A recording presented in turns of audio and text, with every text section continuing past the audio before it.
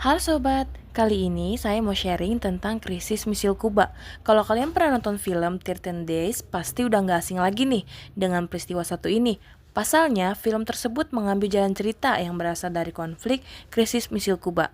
Bahkan, saking terkenal ya, peristiwa krisis misil Kuba nggak cuma dijadikan sebuah film loh, karena ada sebuah game yang mengambil alur cerita dari peristiwa ini.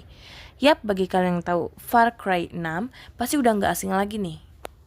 Singkat cerita, Revolusi Kuba adalah peristiwa pemberontakan bersenjata yang dipimpin oleh Fidel Castro dengan tujuan menggulingkan kediktatoran Fulgencio Batista.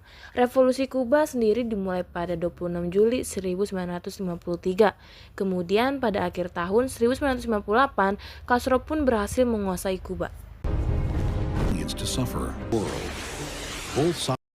Penyebab terjadinya krisis Kuba pada tahun 1962 adalah adanya perang dingin antara Amerika Serikat yang dipimpin oleh John F. Kennedy dengan Uni Soviet yang dipimpin oleh Perdana Menteri Nikita Khrushchev. Krisis misil Kuba ini terjadi setelah terungkap fakta bahwa AS telah ikut mendukung serangan ke Teluk Babi. Peristiwa tersebut dikenal juga sebagai invasi Teluk Babi. Namun, serangan tersebut berhasil digagalkan oleh Fidel Castro, yakni pemimpin Teluk Babi. Meski gagal, usaha John F. Kennedy untuk menjatuhkan pemerintahan Fidel Castro masih berlanjut pada tanggal 30 November 1961. Setelah invasi Teluk Babi, John F. mulai merencanakan operasi Mongoose yang dipimpin oleh Jenderal Angkatan Udara AS Edward Lansdale.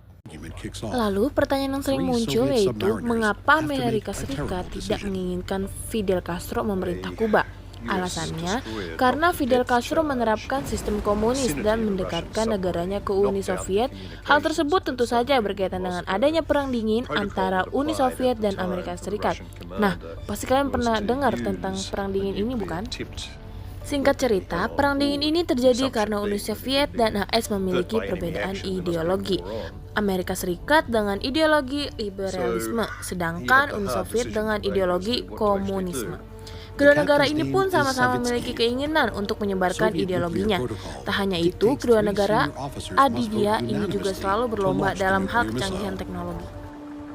Nah, sekarang kita lanjut ke pembahasan yang awal. Jadi, Uni Soviet yang mengetahui tindakan yang dilakukan oleh AS mulai semakin khawatir.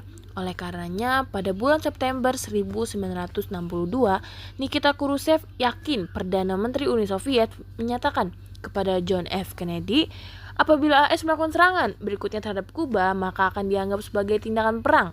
Tak lama kemudian, Uni Soviet mulai